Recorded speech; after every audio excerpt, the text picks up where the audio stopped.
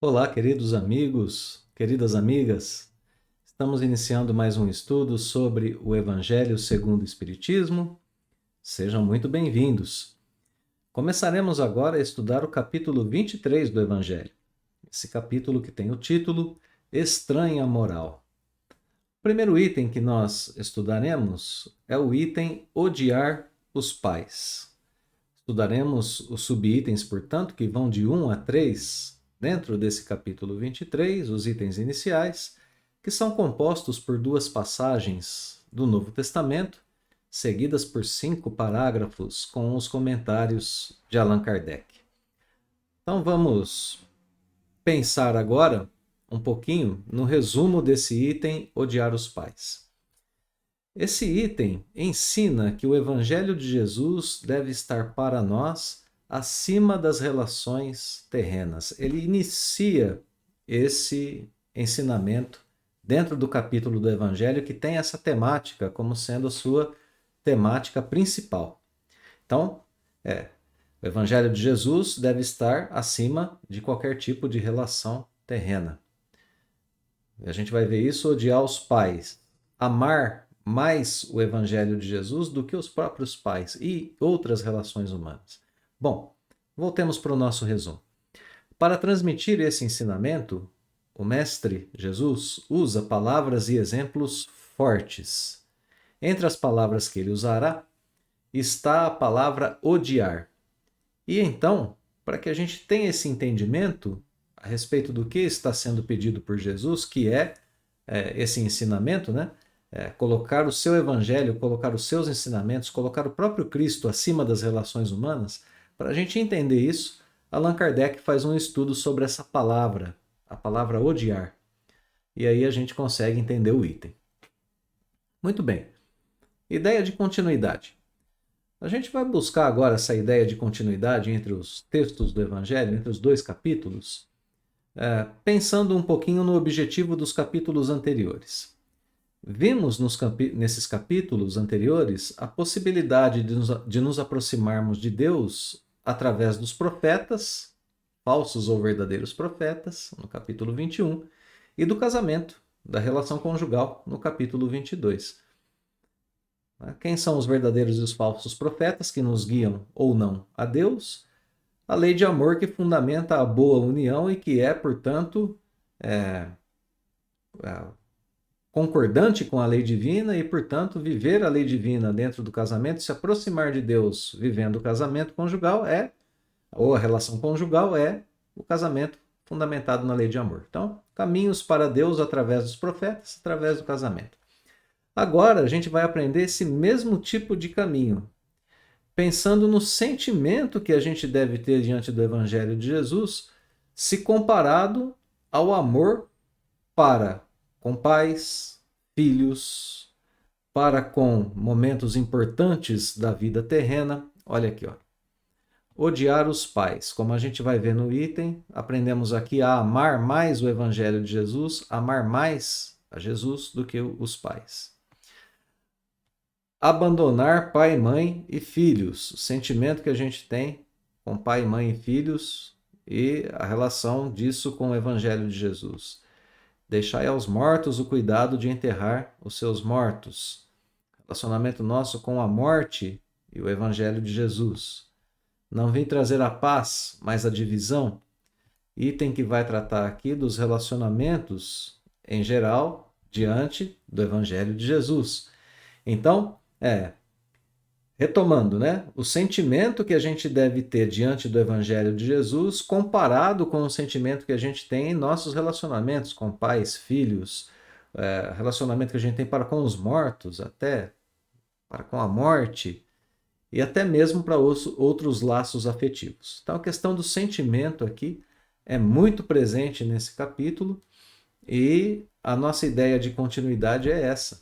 Como agora nos elevarmos a Deus, vivendo as relações terrenas, mas tendo como guia seguro, como farol a nos guiar, o Evangelho de Jesus, mesmo diante dessas relações que tocam profundamente os nossos sentimentos. Essa é a ideia de continuidade.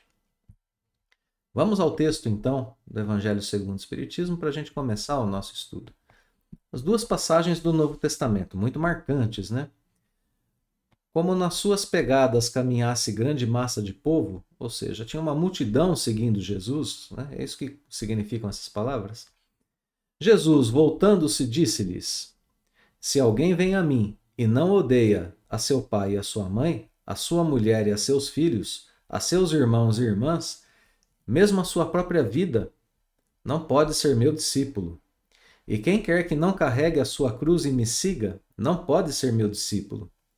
Assim, aquele dentre vós que não renunciar a tudo o que tem, não pode ser meu discípulo. Então Jesus olha para aquela multidão que o seguia na caminhada e ele faz uma referência agora a segui-lo, não caminhando, mas a segui-lo em seus ensinamentos.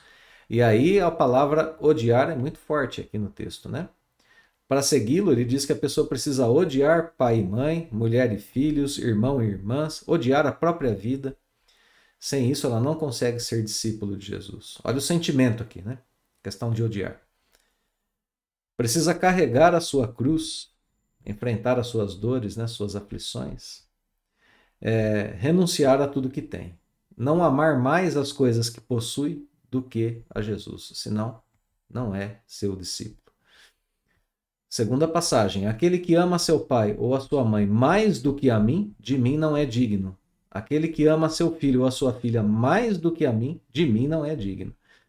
Então, aqui nessas duas passagens, a ideia principal que a gente vai abordar nos parágrafos que se seguem e que a gente vai começar a analisar a partir de agora. Então, a gente agora já tem a ideia principal, né, das duas passagens do Novo Testamento, é a comparação que Jesus faz do sentimento que nós devemos ter diante do seu evangelho, diante dele, de seus ensinamentos, em comparação a esse sentimento que a gente tem diante das coisas da vida em geral, relacionamentos gerais da vida, com as coisas, com as pessoas, com as nossas aflições.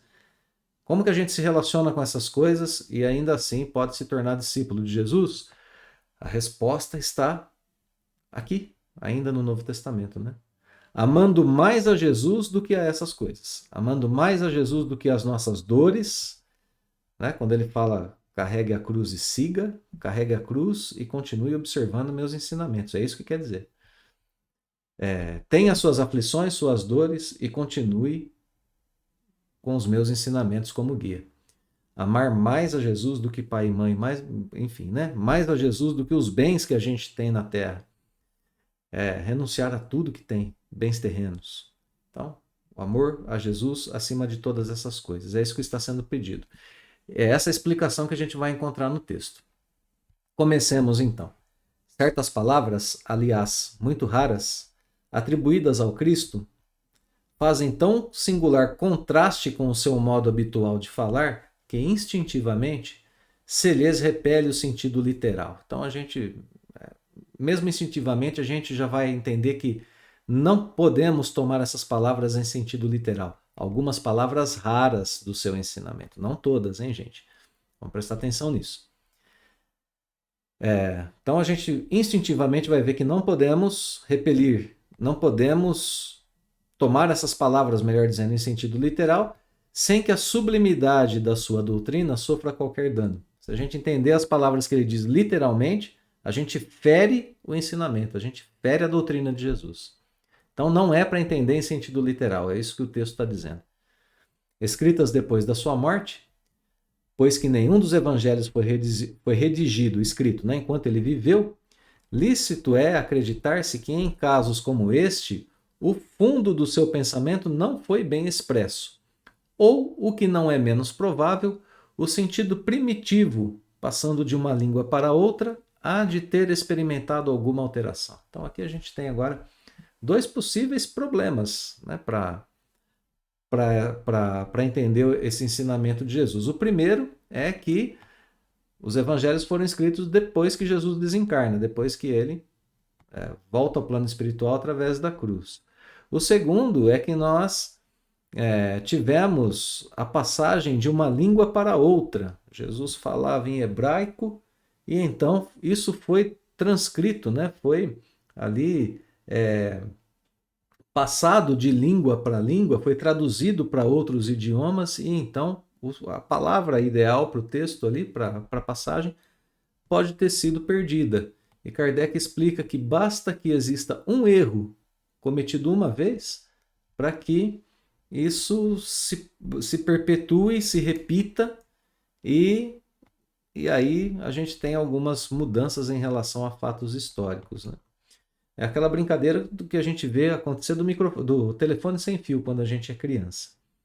Então, a gente diz uma palavra e ela vai passando de pessoa a pessoa. Em algum momento ela é modificada e chega ao final a última pessoa completamente diferente do que quando saiu, né?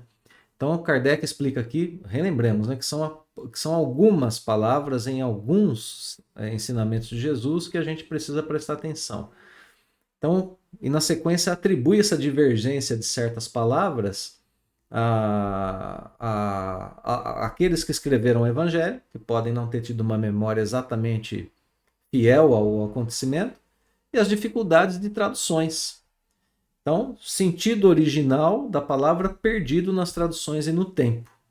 Esse parágrafo, portanto, introduz o tema de uma aparente divergência nos ensinos de Jesus. Mas essa divergência é só aparente, porque a gente vai ver que é um problema de entendimento de palavras, como vai começar a nos dizer o parágrafo 2. Olha aí, ó, a palavra que Kardec escolhe para estudar é a palavra odiar. E ele cita o exemplo da palavra odiar numa frase de Lucas. Se alguém vem a mim e não odeia a seu pai e sua mãe, está compreendido nessa hipótese. Então, é a frase do Evangelho de Lucas que a gente pode perceber que é a frase que é uma das frases que dá abertura aqui ao nosso estudo, ao nosso item, né? Melhor dizendo. Então, vamos lá. Retomando. O termo odiar nessa frase de Lucas, né? Se alguém vem a mim e não odeia seu pai e sua mãe, está compreendido nessa hipótese que Kardec disse agora há pouco, a hipótese da má tradução, da perda do sentido original através do tempo. Ninguém pode atribuir essa palavra a Jesus. Jesus não incentivaria o ódio. Ninguém seria incentivado ao ódio por Jesus. Isso então é supérfluo, né? Será supérfluo discuti-la e ainda menos tentar justificá-la. Importaria primeiro saber se Jesus a pronunciou e, em caso afirmativo, se é que Jesus disse essa palavra, se na língua em que ele se expressava, que ele se exprimia, a palavra em questão tinha o mesmo valor, o mesmo sentido, o mesmo significado que tem para nós hoje. E aí, passagem de João citada agora por Kardec. Aquele que odeia a sua vida neste mundo, a conserva para a vida eterna. É indubitável, aqui escreve Kardec, que a palavra odiar aqui não exprime a ideia que lhe atribuímos. É um outro sentido da palavra odiar. Aquele que odeia a sua vida nesse mundo, a conserva para a vida eterna. Então, a hipótese do parágrafo anterior é retomada agora. Kardec usa como exemplo a palavra odiar, cita a passagem de João, e nós notamos que o sentido de odiar não é o sentido que nós usamos corriqueiramente aqui na Terra, hoje, aqui na língua portuguesa, principalmente para nós brasileiros, né? Então esse parágrafo diz que a palavra odiar, ou pelo menos nos orienta, nos leva a pensar que a palavra odiar tinha outro significado na língua e na época de Jesus. E essa ideia agora vai se tornar mais completa no parágrafo 3, que é exatamente o que Kardec diz na abertura do parágrafo. Olha aí, ó. A língua hebraica não era rica e continha muitas palavras com várias significações. Tal, por exemplo, aqui no Gênesis designa as fases da criação. Então a gente tinha uma palavra na Gênesis, né, no livro que compõe a nossa Bíblia, era uma palavra que designava as fases da criação, Deus criando o universo, né? Essa palavra servia simultaneamente para exprimir um período qualquer de tempo e a revolução diurna. Era a mesma palavra que significava qualquer período de tempo e que significava o tempo de um dia, portanto. Daí, mais tarde, a sua tradução pelo termo dia e a crença de que o mundo foi obra de 6 vezes 24 horas. O mundo foi criado em 6 dias, no sétimo Deus descansou. Não é? Então, mas veja que Kardec está dizendo, era uma palavra só que significava dia e que significava um período ou outro qualquer de tempo. Aquela palavra poderia significar uma hora, um dia, uma década, uma era, um ano, um mês. Ela poderia significar qualquer dessas coisas. E em alguma das traduções, ela foi traduzida como dia. Então Deus poderia ter feito o dia em 6 o dia não, perdão. Deus poderia ter criado o universo em 6 eras, em 6 anos, em 6 horas, mas foi escolhida a palavra dia. Então, em 6 dias e descansou no sétimo dia. Problema de tradução já aí. Segue o texto. Tal também a palavra com que se designavam um camelo e um cabo, uma vez que os cabos eram feitos de pelos de camelo. Então a palavra para cabo e para camelo era a mesma. Era a mesma palavra com dois significados. Isso não é estranho para a gente. A gente tem a palavra manga, por exemplo, no português, que se refere a uma parte da peça de roupa, que se refere também a uma fruta. Então, ambiguidade das palavras, né? Palavras que significam mais de uma coisa. E a famosa passagem, né? Daí o haverem-na traduzindo pelo termo camelo, na alegoria do buraco de uma agulha. Está lá no capítulo 16, item 2. É mais fácil um camelo passar pelo buraco de uma agulha do que um rico entrar no reino de Deus. Kardec está dizendo, a melhor tradução seria, é mais fácil um cabo passar pelo buraco de uma agulha. Faz mais sentido, né? Um cabo grosso do que uma linha. Do que ficaria mais inteligível para nós nos dias de hoje se fosse traduzido dessa forma.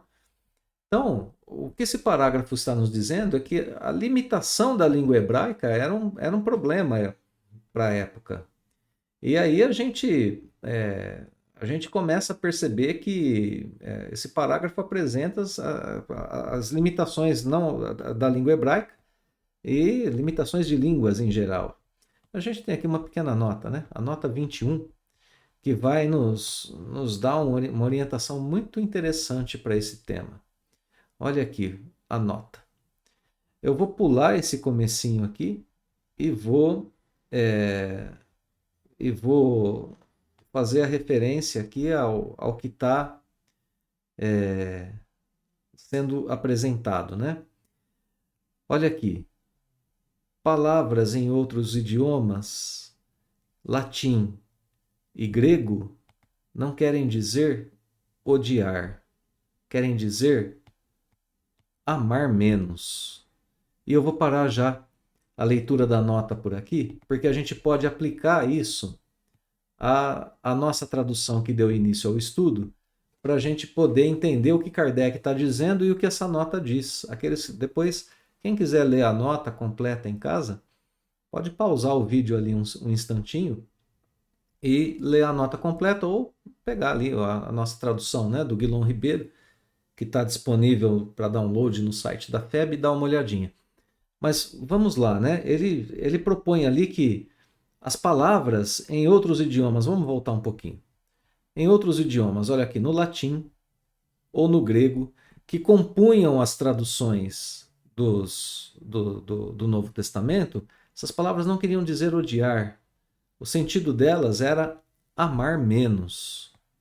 E agora eu vou voltar ali no texto de abertura, porque a gente vai ver que isso é uma ideia que cabe muito melhor na passagem, né?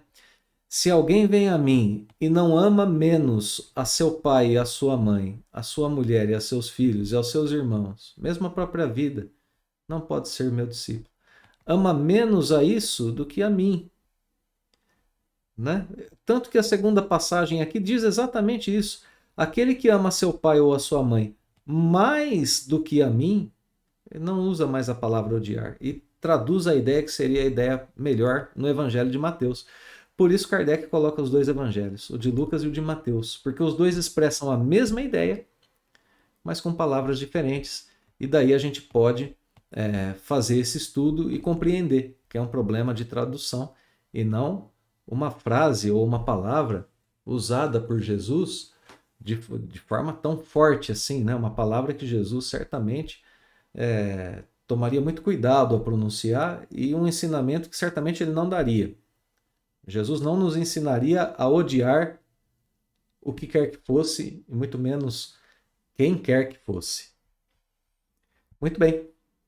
Então, identificamos nesse parágrafo 3 as limitações da língua hebraica, já colocada por Kardec. E no parágrafo 4 a gente segue as ideias do texto. Cumpre, ademais, se atenda aos costumes e ao caráter dos povos, pelo muito que influem sobre o gênio particular de seus idiomas. Então, costumes e caráter do povo influenciam os idiomas. Sem esse conhecimento, escapa frequentemente, a miúde, né, o sentido verdadeiro de certas palavras, como a gente está vendo aqui no texto, nesse nosso texto grifado aqui, né?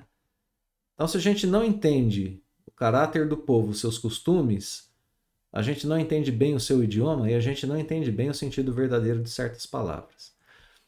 De uma língua para outra, o mesmo termo se reveste de maior ou menor energia.